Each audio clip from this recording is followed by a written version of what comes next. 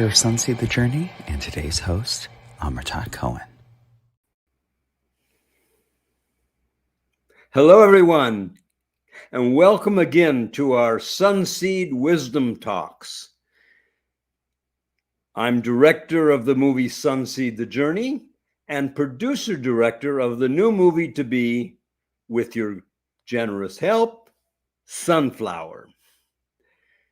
We're now in the middle, as many of you know, of our crowdfunding campaign to raise the development money for this new movie, which is going to be the sequel of the movie Sunseed, carrying it into the next generation of leaders and following the sunflowers, the children, the disciples and followers that were around during the original movie Sunseed.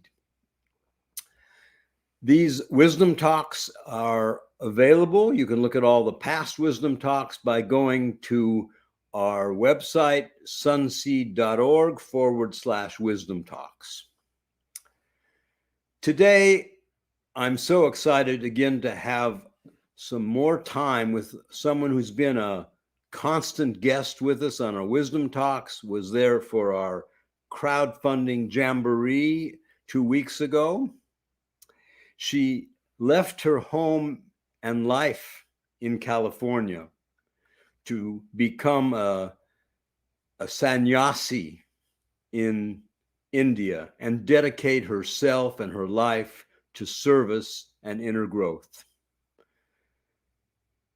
Sadhvi Bhagawati Saraswati, welcome back to Wisdom Talks. It's so wonderful to be together, and I'm so looking forward to seeing Sunflower, to seeing it blossom and flower. And it's such a joy to be together with you and your whole community. Yeah, we were together just 2 weeks ago, and you supported us greatly on that kickoff of our funding drive. It's always such an inspiring time of mind and heart to spend time with you. Sadhvi is a renowned spiritual leader and motivational speaker. She's based now in Rishikesh, India, but she grew up in Los Angeles. She has a PhD from Stanford University, and today she heads many important NGOs. She's president of the Divine Shakti Foundation, a charitable organization bringing education and empowerment to women and children. She's Secretary General of the Global Interfaith WASH Alliance, an alliance of religious leaders for water, sanitation, and hygiene. Sadhvi is also director of the world-famous International Yoga Festival, and so much more. She's also author of 4 books, and the most recent one we talked about on our jamboree. We'll talk a little more about it today. It's a fabulous book. You should all read this book. There's so many depth, so many deep thoughts and human story of how she got from Hollywood to where she is today. The name of the book is From Hollywood to the Himalayas, A Journey of Healing and Transformation. So, Sadhvi, you are one busy sannyasi. How do you do all of that? Amritat, it's so wonderful to be together, and I'm just wondering on a logistic level, are you able to see my video? I just saw a note from Ashley that said we can't see your video, whereas on my screen, it all looks great. Are you able to see it? Well, unfortunately, you were there before, but now you're gone. So now you're back. Hi. So good to see you. I think that might be something actually from the tech side. But yeah, I'm glad you can see me now. Wonderful. So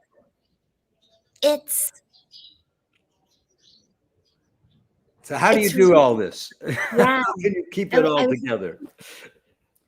You know, the only way to do it, is to realize it's not me keeping it together. It's not me doing it.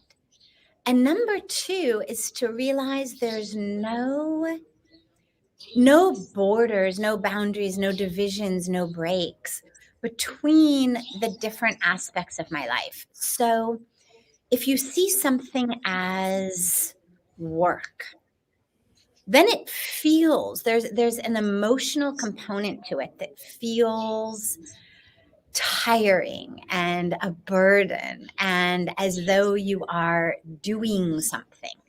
And that something you are doing then becomes something that you need a break from doing. And that's where we get so much stress, tension, burnout. And for me, it's really been about learning how to realize, A, I'm not the one doing it.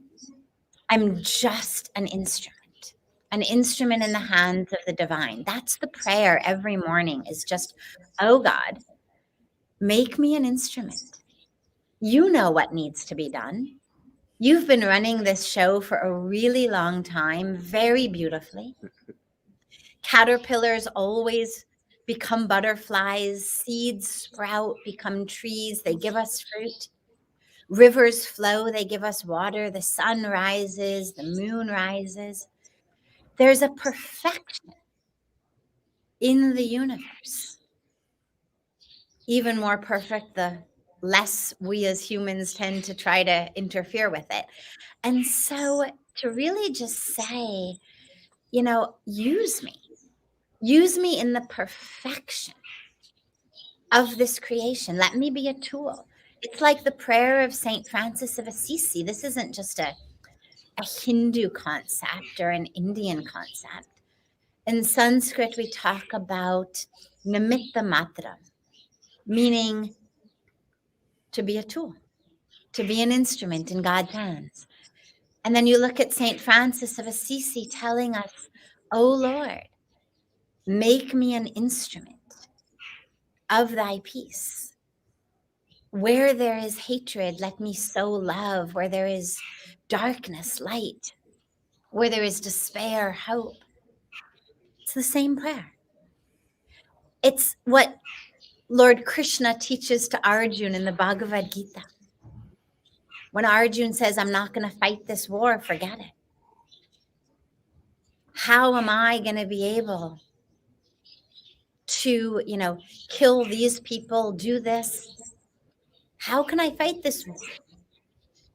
And Krishna basically said to him, oh, really? Since when are you the one who decides who lives and who dies? Since when is this really up to you? Since when are you the guy in charge? I'm the one in charge. Surrender. And so for me, that's really been the path, is to realize I'm not the doer, to realize I'm an instrument, and to focus on tuning that instrument, becoming that channel that really is as clear as possible for the divine will to flow. Because what happens to a lot of us is our egos, our histories, our identities, our challenges and expectations and stories we tell ourselves, drama, it all tends to clog up that channel. And I think about it like, we have blood vessels in our body that carry the blood. But a heart attack happens when the blood vessels get clogged up. We call it plaque. But a heart attack is not because there's no blood flowing. The blood is flowing. But the blood vessels are so full of plaque, of deposits, that there's no space for the blood to flow. And on a spiritual level, grace is flowing. That divine is flowing. But we tend to get so clogged up with our stories, with our dramas, with our egos, with all of that, with our false identities of who I am, what I want, when I want it, how I want it, that flow seems to get clogged. And that's when we suffer. That's when there's stress. That's when there's difficulty, suffering. So yeah, so it's not so much about timetables, although timetables are very important. I'm an avid list maker. I'm all in favor of putting things down on paper so you don't have to keep them in your head. So you get organized primarily because it allows the mind to be free. You realize that at the highest best, we are an instrument in God's hands. And then we realize that this service is not just humanitarian work. You know, we think about it tragically a lot of times as though somehow, oh, you know, we are the great humanitarians, or we are the philanthropists, and we are the ones serving them. They who don't have anything. We are the haves, they are the have-nots. We are serving them. And all that does is it creates a separation, a false separation. And that false separation prevents us from actually attaining and experiencing the truth of who we are on a spiritual level. So instead of thinking about it as we are the one serving them, we are over here, they are over there,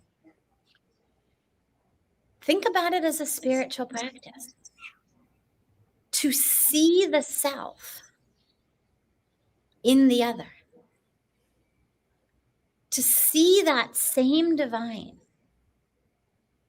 in the other. You know, when we talk about spirituality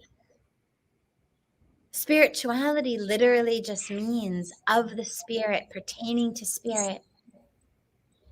It's a commitment to live our lives focused on spirit, meaning that I'm not just this physical body.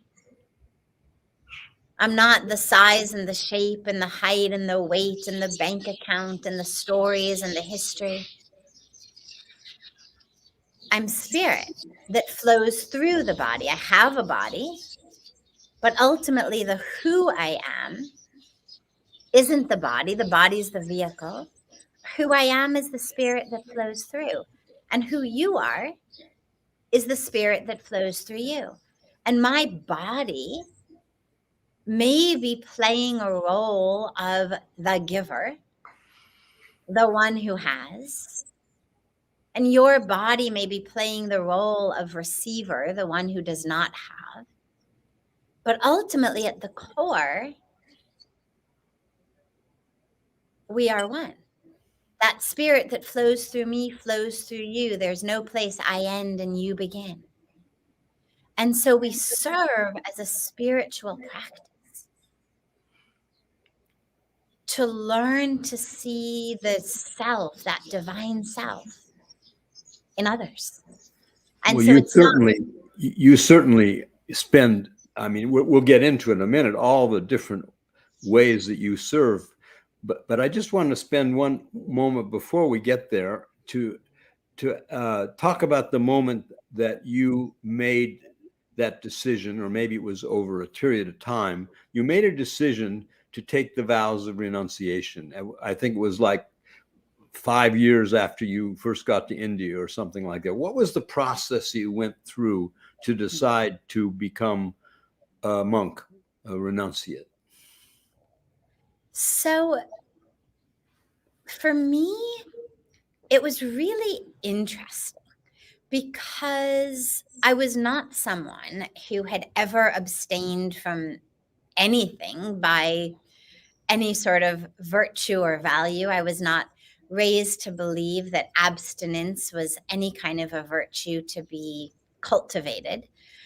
At 25, which is how old I was when I came to India, I was really living in many ways a very, I hate the word normal, but regular life of a young 25-year-old graduate student living in the San Francisco Bay Area. I was in Palo Alto, and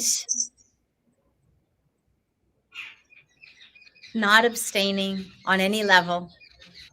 And I come to India, and before I took the decision to become a monk, I had, standing on the banks of the sacred Ganga River, the very first day that I arrived in Rishikesh, I had this experience of oneness with the divine, an experience of awakening, of transformation that I wasn't looking for simply because I didn't know it existed. I didn't know it was something to look for. I wasn't religious. I was raised in a Reform Jewish community. We went to synagogue. I was bat mitzvahed, in fact, but it was something that we did for the culture, for my grandparents. You know, it made my grandma really happy to go to synagogue with us once a month. So we went. I was a bat mitzvah for my grandparents to make them happy. But it never was about God for me. It was about the culture. It was about the history of the Jewish people. It was about the ancestors. The holidays that we celebrated were those connected also to history, to a cultural history, but not a sense of God for me. And so when I arrived in India, and I had spontaneously this experience of connection to God, it transformed me, obviously, but along with that transformation, it kind of wiped out everything that I thought I knew, because the experience belied everything that I thought I knew. So I had this experience, and it brought me literally to the ground in sobbing tears of truth, of coming home, of ecstasy. And I knew that that's where I was meant to be. It was very clear to me in that moment, this is where I am meant to be. And over the next week or 10 days, I had a series of experiences that solidified for me that I was meant to be there. I quite literally heard a voice as I was walking through Parmarth Niketan, the ashram I now live in. And the voice said, "You must stay here." Now, I was a scientist. I was not a mystic. I was just about to ignore the voice like any self-respecting scientist would. And then I heard it again. And then I remembered a vow that I had taken on the plane to keep my heart open.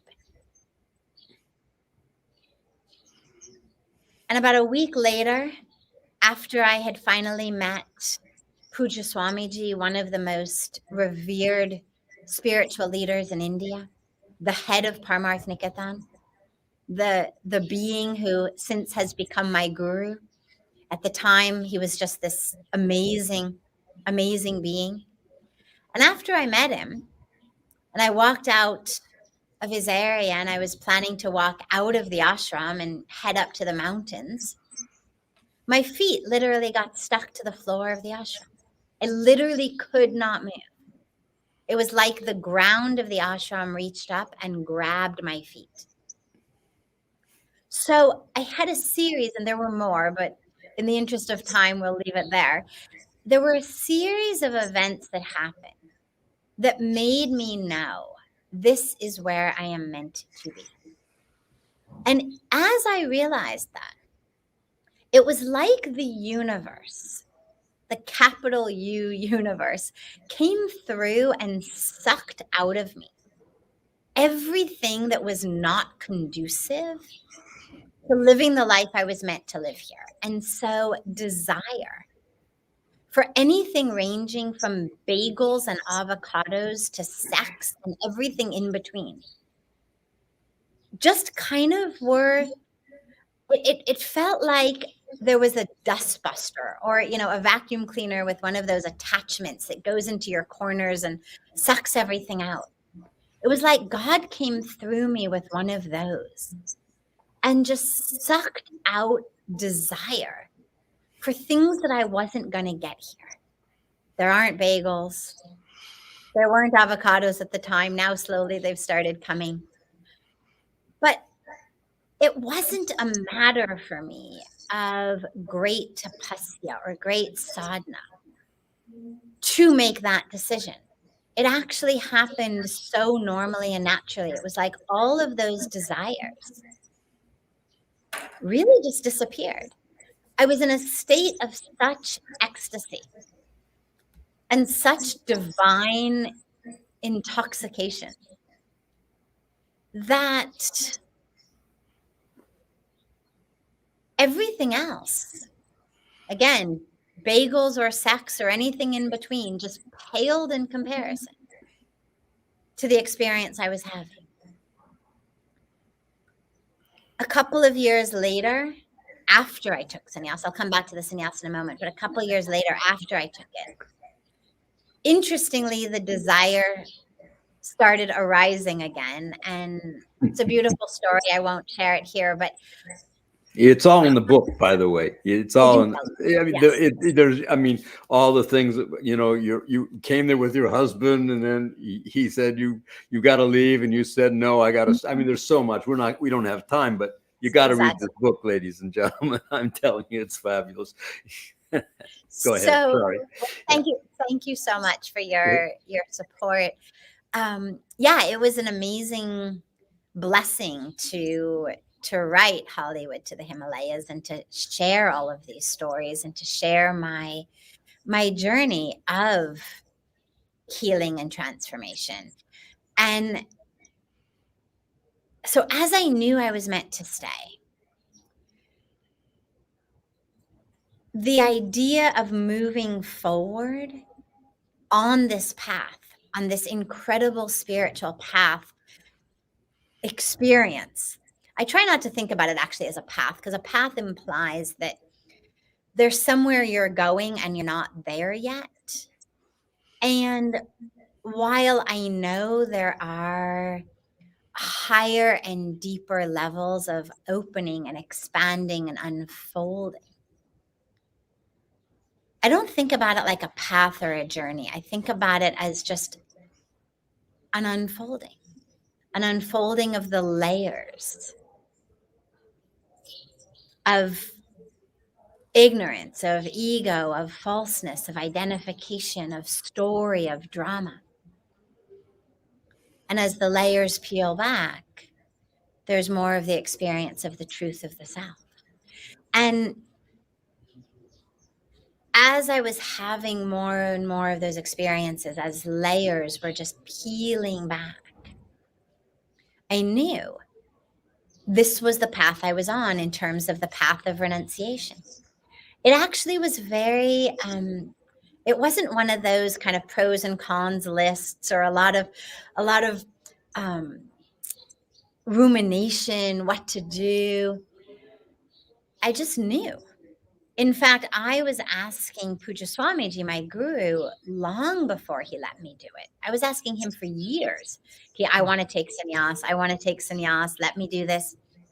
He made me wait 4 years. He also made me go back to LA and get my parents' blessings on it, that he wasn't going to do it unless my parents blessed this. And it really was just an incredible experience of a commitment to the divine. We think about renunciation as what we've given up. And for me, it's never felt like that. It's never felt like, oh, I can't do these things or have these things that I really wish I could. It's felt like letting go of that, which was keeping me from experiencing the life I was meant to live. I think about it as like if you're walking down a beach and you collect a bunch of seashells and pretty rocks and you hold them in your hand because they're pretty. And you think, well, why not? Let's have a collection. And then you get to the end of the beach and there's a guy or a gal with a bucket, and the bucket is full of diamonds. And they're pouring diamonds out to anyone who will hold their hands there. What are you going to do? Are you going to say, oh, that's really too bad. My hands are already full of seashells. Guess no diamonds for me today? Of course not. We're going to dump those seashells immediately. Not with pangs in our heart of, oh my God, these seashells that I collected, but with excitement of, wow, now my hands are open and empty to grab diamonds. Because we understand that diamonds are of inherently more value than seashells. And for me, letting go, I mean, a path of a choice of celibacy is just one tiny, tiny piece. It's a path of embrace. You know, it's too bad that we talk about it as a path of renunciation because it doesn't feel like that to me. To me, it feels like a path of embrace of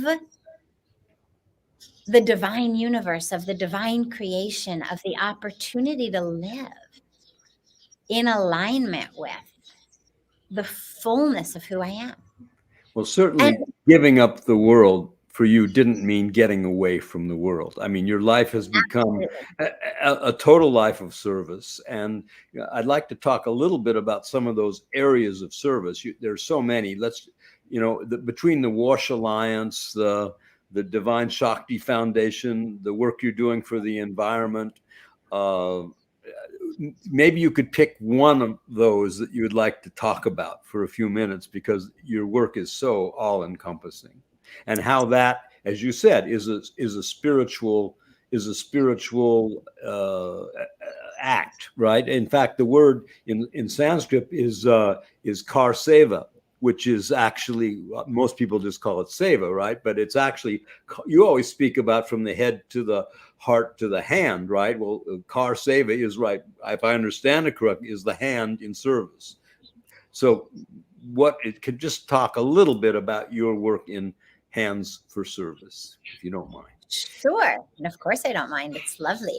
I wanted just for a quick moment to mention one very last point about renunciation, because I don't want anyone to go away feeling like in order to attain the higher, deeper states of spirituality, that you have to become a monk, or that somehow being in relationship isn't conducive with awakening, enlightenment. And that's not true. And so I want to just clarify that. For me, my individual dharma, which was very clear to me from the beginning, was to walk this path. I had been carried to the banks of Ganga. I had been given this experience. And I knew this is the path I'm supposed to walk. So for me, that was my dharma. But there's innumerable examples throughout history, throughout our scriptures, of enlightened beings, awakened beings, saints, sages, rishis, who were married, who were family people. And so I just really want to clarify that your dharma may not be the dharma of a monk. And that's 200% perfect. If it is, wonderful, welcome. But if it's not, allow your relationship to be a yoga. Yoga means union. And we'll talk about it with regard to seva in a moment. But the word yoga literally means union. And it's a union of the self to the divine. And there's all different ways in.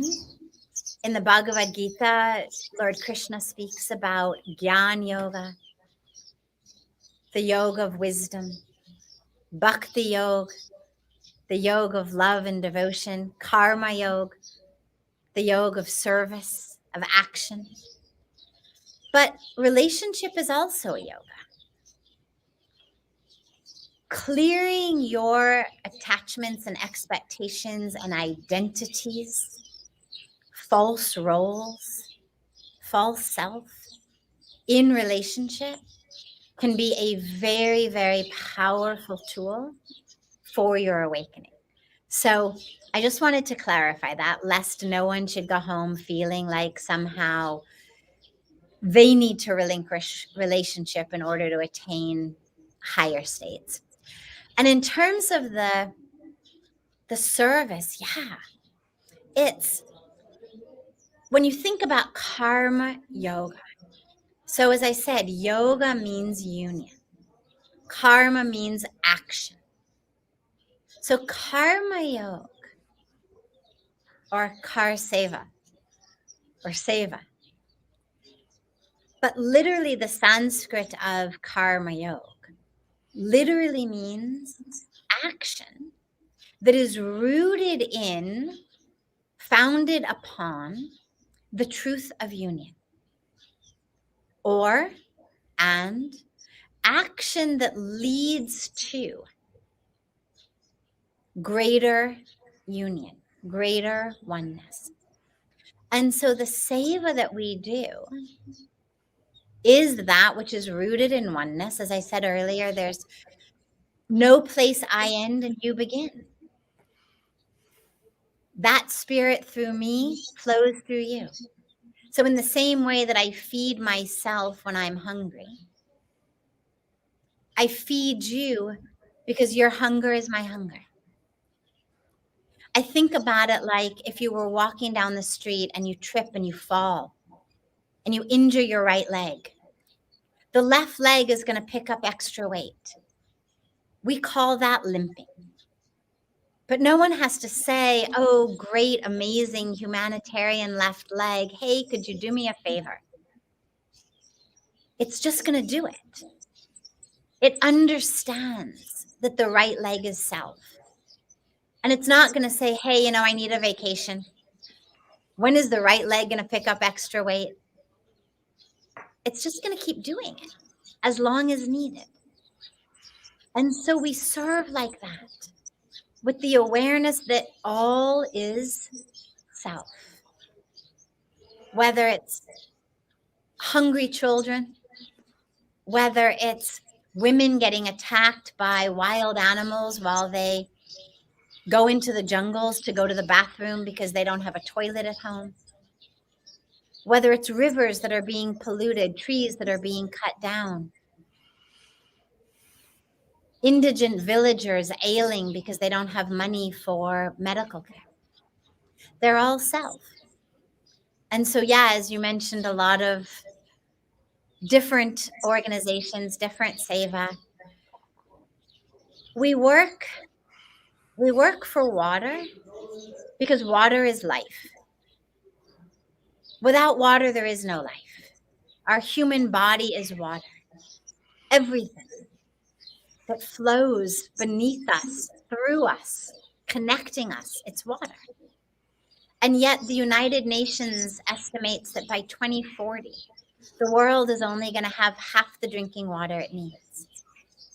Half the drinking water. We're going to have up to hundreds of millions of water refugees. People who have to leave their homes simply due to lack of clean water. So in the same way that most people get up and they go to work every day to make money to give their children a better education or better opportunity or a better life, we work for water because all of the schools, all of the training programs, which we also run, which we also open and create. But ultimately, if nobody's got any water to drink, all of the education, all of the opportunity, all of the wealth is kind of useless if we're dying of thirst or if our air has become too polluted to breathe. So we work for water. We work for sanitation and hygiene. primarily, not exclusively, but primarily in our commitment to women and women's empowerment and gender equality, because it's women, especially in India and these areas, who suffer the most. They're the ones who end up having to go out into the jungles and forests in the night and who get attacked by wild animals or men who act like wild animals. Because see, men tend to feel comfortable kind of dropping their pants in public in the day. But women won't do that. And so women wait for the darkness. It's also women who end up walking kilometers and kilometers to collect water, carry it on their heads. It's women who are tending to the children of the home when they're sick with diarrhea or stunting and they can't go to school. So we've been working a lot around ending open defecation, building toilets, but also around menstrual hygiene. About 25% almost of girls in India drop out of school when they start menstruating, simply because they don't have access to supplies and they don't get the education about what to do, how to use it.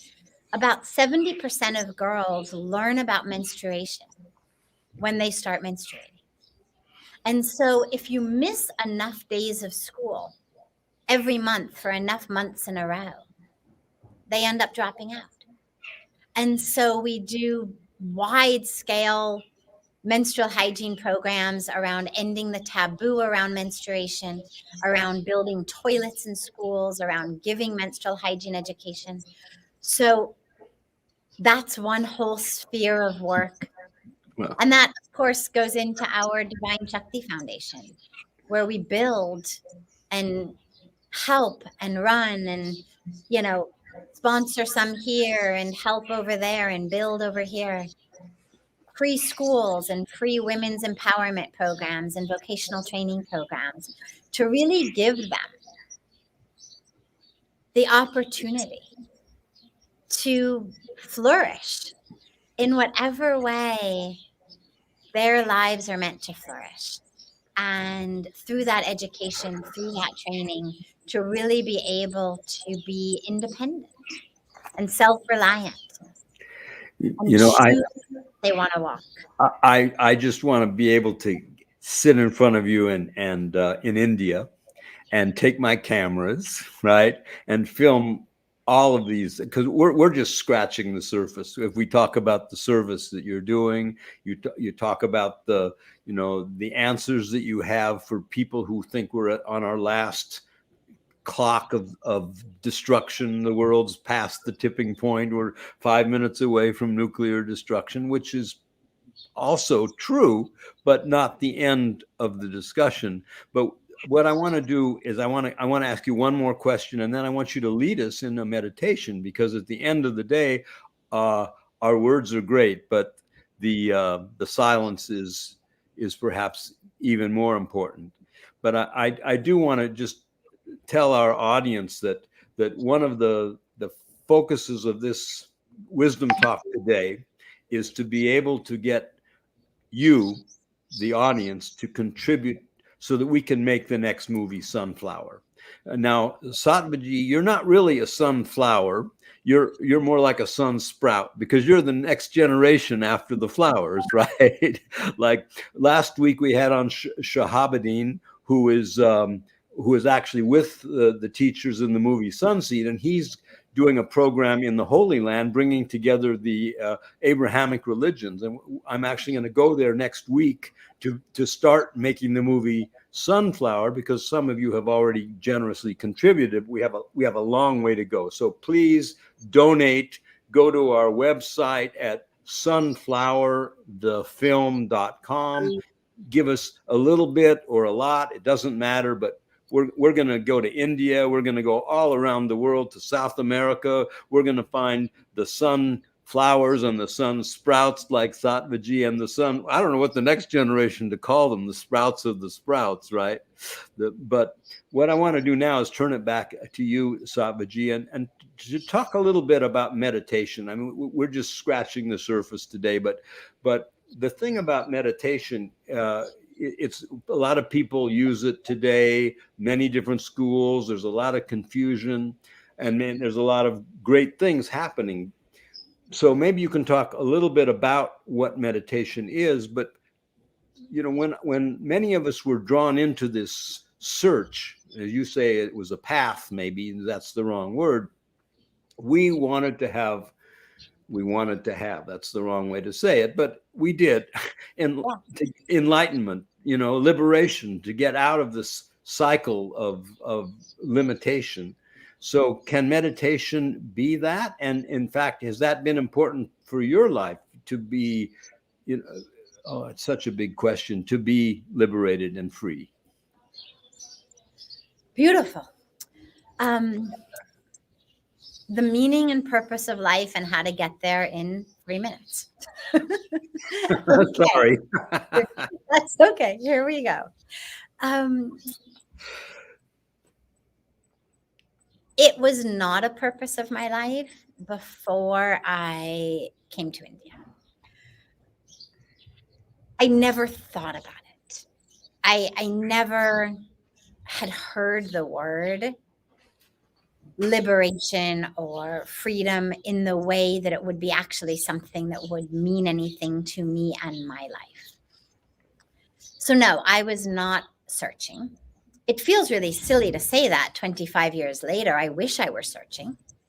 If I had been searching, maybe I would have started blossoming before the age of 25. I could have gotten kind of a head start. But no, I was not searching. I had what in the West we are told you need to be happy.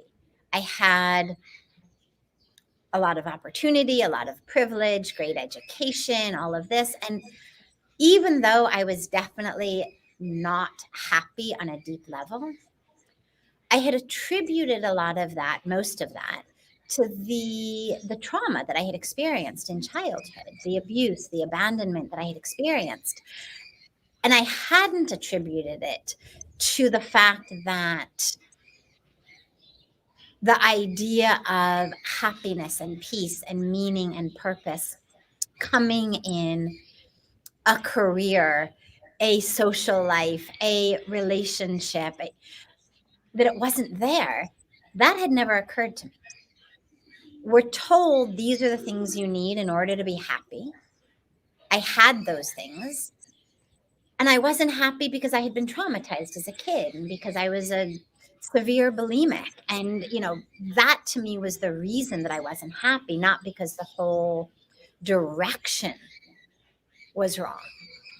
It was only when I came to India and had these incredible experiences of healing and was able to heal from the trauma, to heal from the eating disorder and addiction, that I even began to think about this idea of liberation. Now, that being said, as I mentioned earlier, I had been just gifted this experience on the banks of Ganga, and then a couple of other experiences over the next few weeks, which I do share about in the book, but won't go into now. And so I had touched that. But it as a path was not something that I had thought of until I was free of the rest. And in terms of meditation, absolutely meditation gets us there. I can't imagine being able to have those experiences in any kind of a sustained way without a very deep meditative practice, because meditation is that which gets us in touch with the truth of who we are, that isn't the voices, that isn't the roles, that isn't the stories. Most of the time in our mind, all we're hearing is kind of pre-programmed thoughts, you know, the patterns of thought that we've accumulated throughout our lives.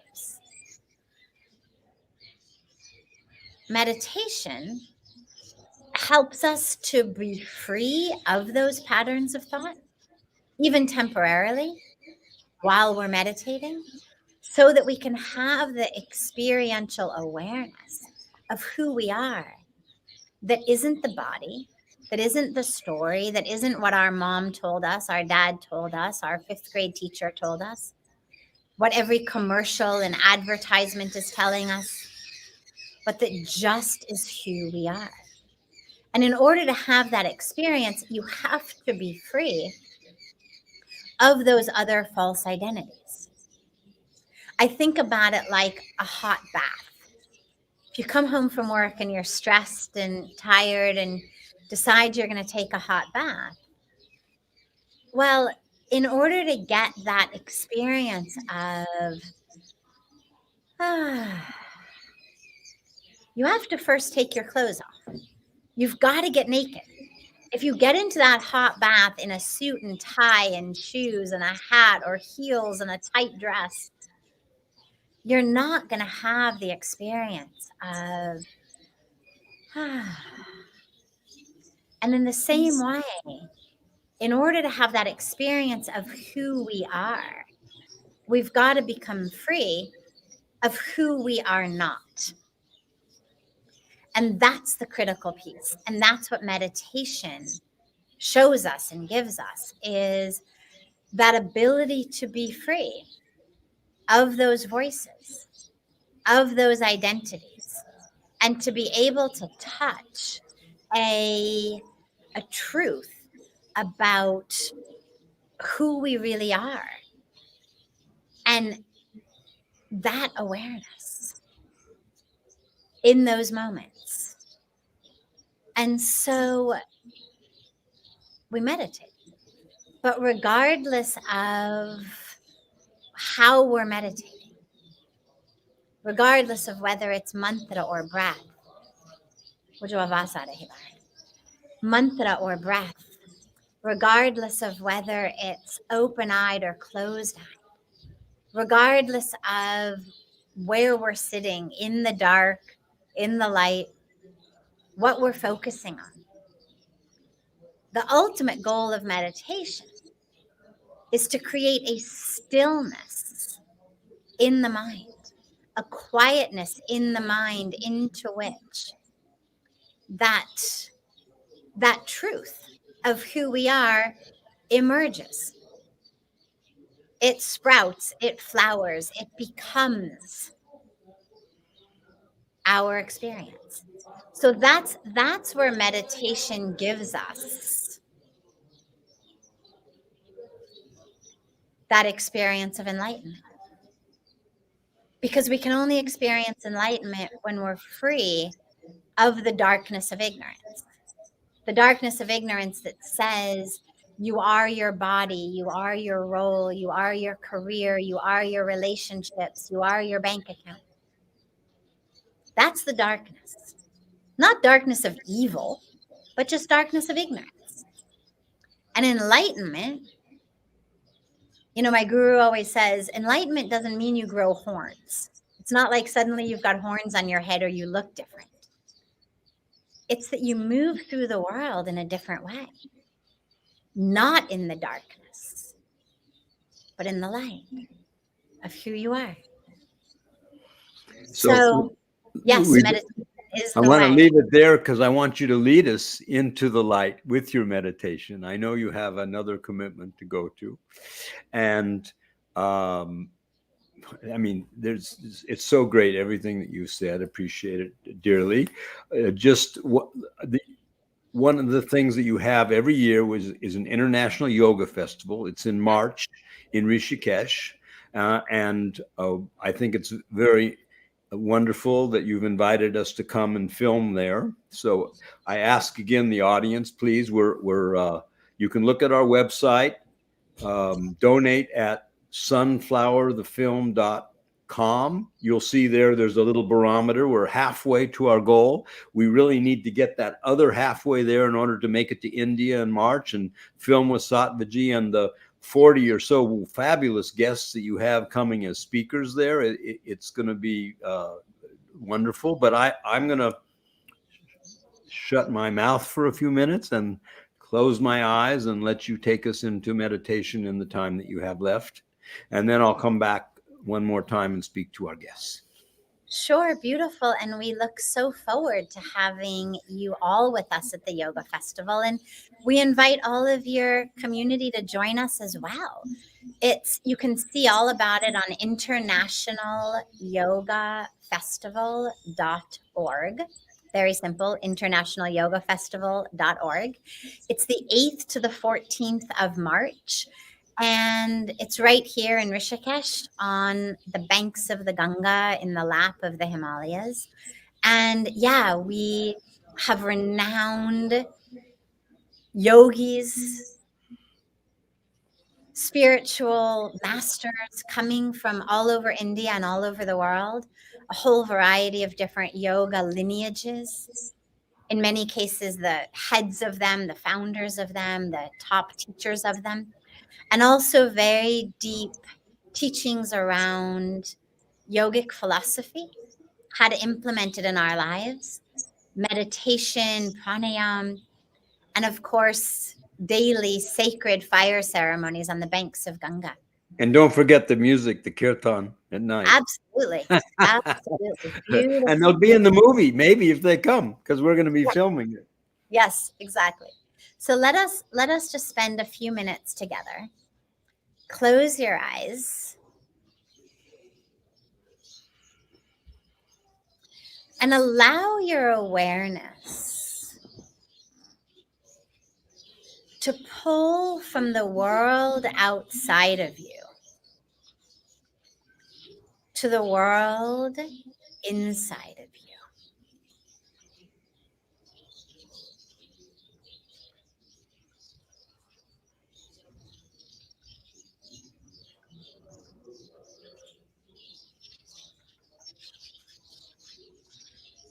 Allow the awareness to merge with your breath as it flows in and flows out.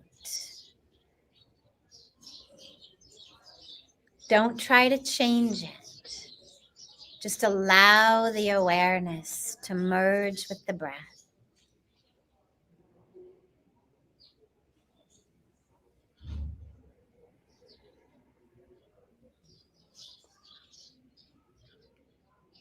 And as you exhale, allow yourself to let go. Let go of all of the masks that you wear. Let go of the roles that you play. Let go of the identities, the false identities that you've gathered in your life.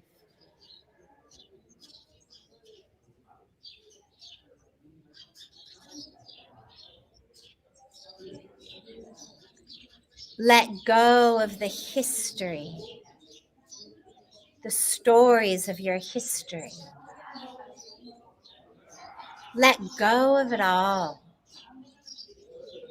As you exhale, just exhale and let them go. And allow yourself to sink deeper and deeper into the core of the being.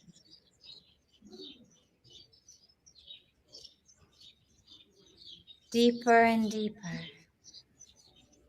into the core of the self.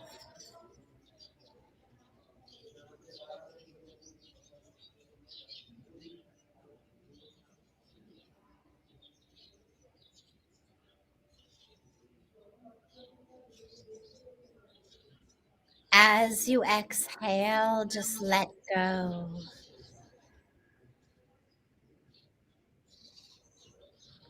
And sink deeper and deeper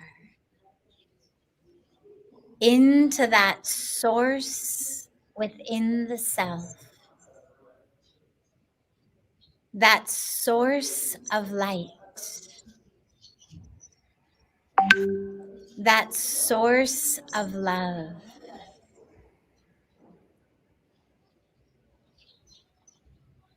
that source of truth. Allow yourself to get freer and freer on each exhalation.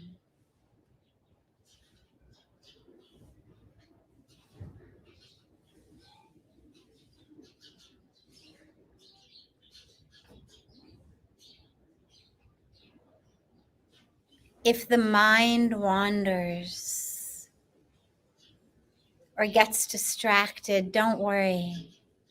Just bring it back. Don't fight it. Don't yell at it. Don't analyze. Just bring the awareness back.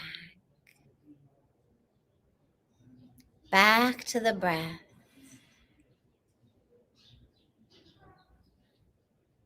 As you let go more and more on each exhalation.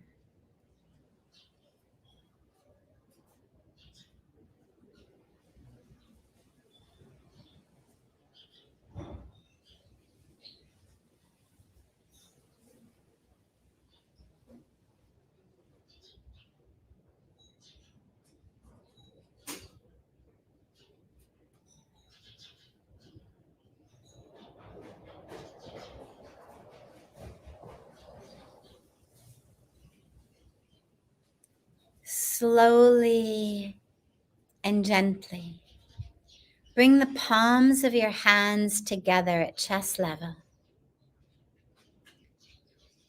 Bow your head to that source of the divine within yourself. Bow your head to that divine presence, living in you and as you.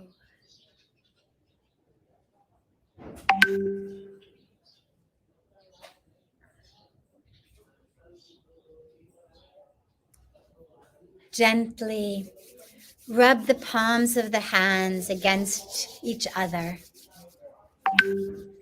and place the palms over your closed eyes.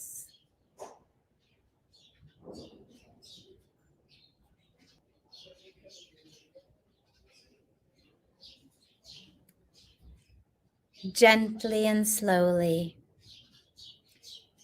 lower the hands and open your eyes.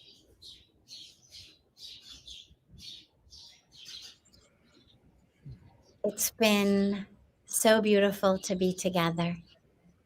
I'm so grateful to Amartat and your whole team for giving us this wonderful opportunity to gather.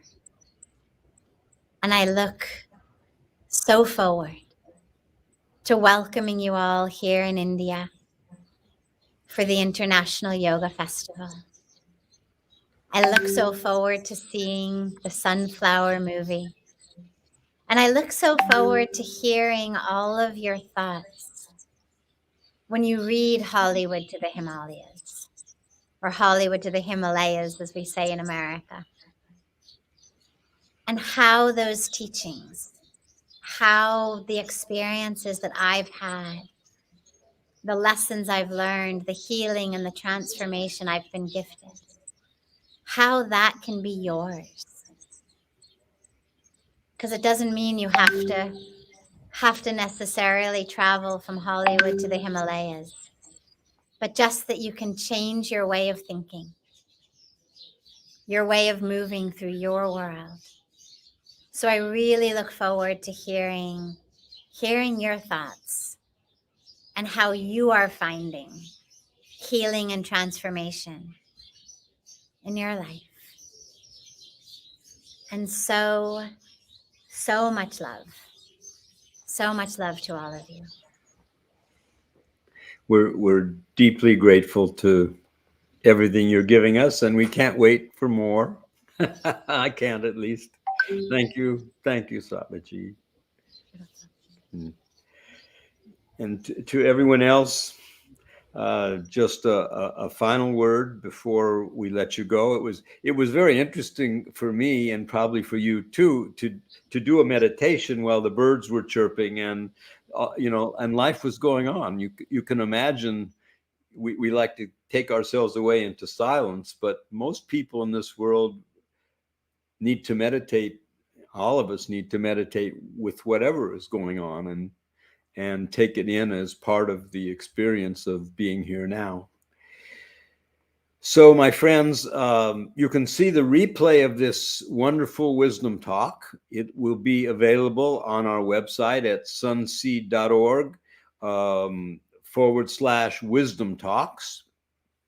And again, please donate to us so that we can make this movie Sunflower a reality. I'm looking forward to going to India and being with Sattvaji and all the great yogis who are going to be there, and maybe some of you will be there. Next month, I'm going to go to Israel to take our cameras to film a interfaith conference, bringing together the rabbis, the imams, the bishops, the deacons, Jewish leaders, Christian leaders, Muslim leaders, and Druze leaders coming together, working for peace in the Holy Land. This is a very important effort that we want to show the world is happening now. It's not just the conflicts that's happening, it's also the peacemakers working. This is what we want to cover in the new movie Sunflower. Take a look at the sunflowers and the sun sprouts and the sprouts of the sun sprouts who are doing work in this world for inner work and outer work. So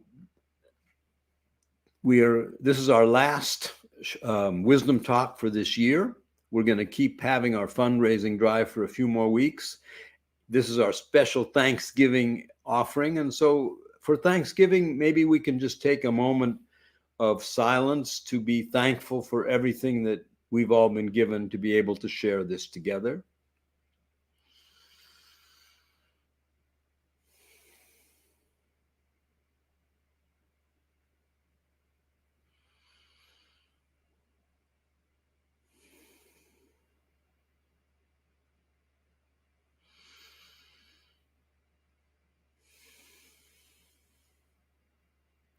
I'm grateful to all of you. I'm grateful to the team that's worked so diligently for the past year to bring these wisdom talks to you. We have our production team, Ashley and Marcus, in the background making it happen. To all of you, good afternoon, good night, good morning, wherever you are. May you be blessed. Namaste. Om Hari Om. Shalom Aleichem. Assalamu Alaikum. Jai Ram. May the long time sunseed shine upon you.